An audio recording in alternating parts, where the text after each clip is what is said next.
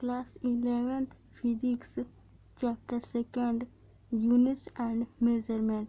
This is the second part of this chapter. इस video में हम बात करेंगे यूनिट्स के बारे में एंड टाइप्स ऑफ यूनिट के बारे में। तो सबसे पहले हम देखते हैं यूनिट्स के बारे में कि यूनिट्स क्या होता है। तो जो यूनिट होता है वो फिजिकली एक फिजिकल क्वांटिटी होता है। जो यूनिट है एक कोई फिजिकल क्वांटिटी है जो हमारे सोसाइटी के द्वारा एक्सेप्ट की गई है, मानी गई है, उसी को हम यूनिट्स कहते हैं। Unit is a kind of physical quantity. Unit एक फिजिकल क्वांटिटी है जो हमारे सोसाइटी के द्वारा मानी गई है, एक्सेप्ट की गई है। जो यूनिट्स होता है वो तीन तरीके के होते हैं। पहला होता है फंडामेंटल यूनिट, दूसरा होता है ड्राइव यूनिट एंड तीसरा होता है सप्लीमेंट्री यूनिट्स।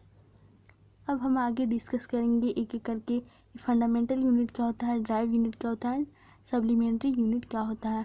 तो सबसे पहले हम देखेंगे फंडामेंटल यूनिट के बारे में।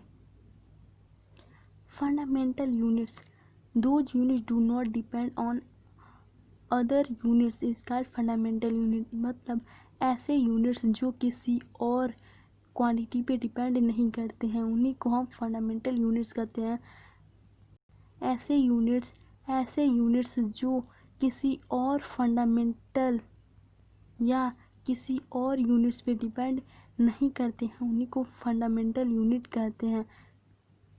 यानी कि हम सिंपल लैंग्वेज में कहें तो फंडामेंटल यूनिट्स वो यूनिट्स होते हैं जो किसी और यूनिट्स पे डिपेंड नहीं होते हैं। जो फंडामेंटल यूनिट होते हैं वो इंडिपेंडेंस होते हैं, स्वतंत्र होते हैं।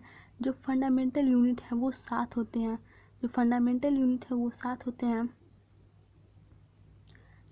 पहला है लेंथ, जिसका यूनिट होता है मीटर, जिसे हम एम से रिप्रेजेंट करते हैं।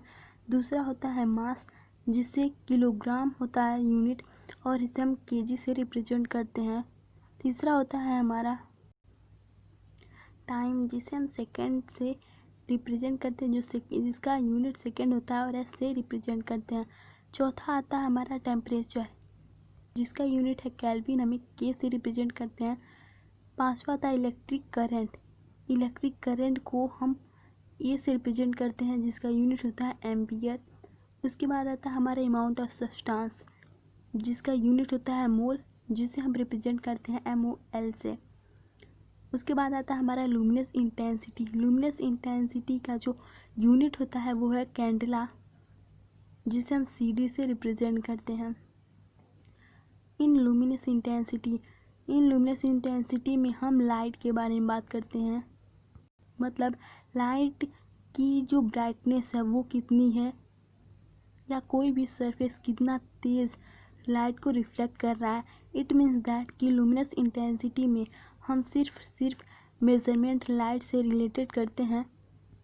अमाउंट ऑफ सब्सटेंस केमिस्ट्री में जब हम किसी सब्सटेंस को मेज़र करते हैं तो उसका यूनिट जो होता है वो मोल होता है।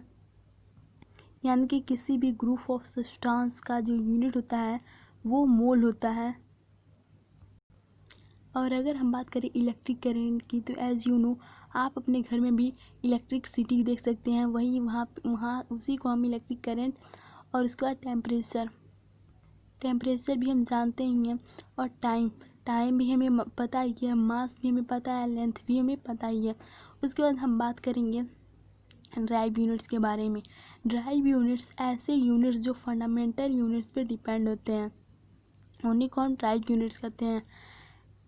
मतलब ऐसे यूनिट्स जो बेसिकली पूरी तरह से फंडामेंटल यूनिट्स पे डिपेंड होते हैं, उन्हीं को हम ड्राइव यूनिट कहते हैं। ये डिपेंडेंट होते हैं फंडामेंटल यूनिट पर।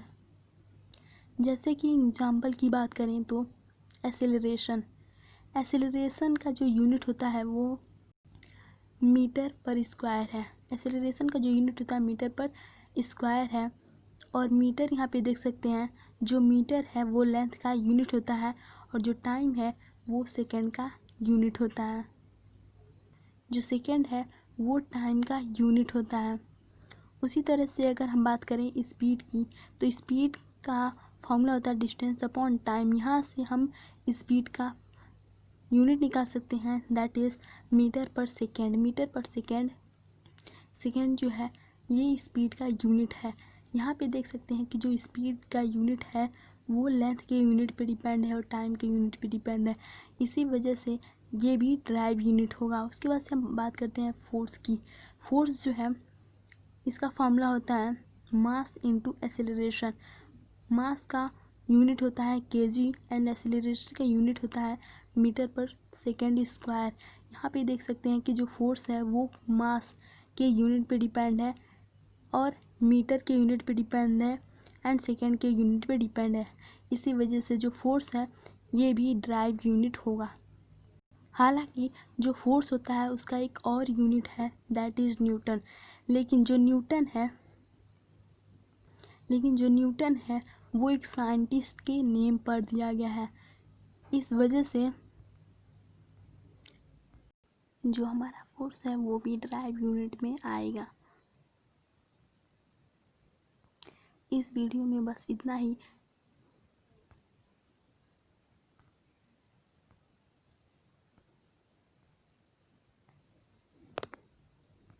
नेक्स्ट वीडियो में हम बात करेंगे सप्लीमेंट्री यूनिट्स के बारे में।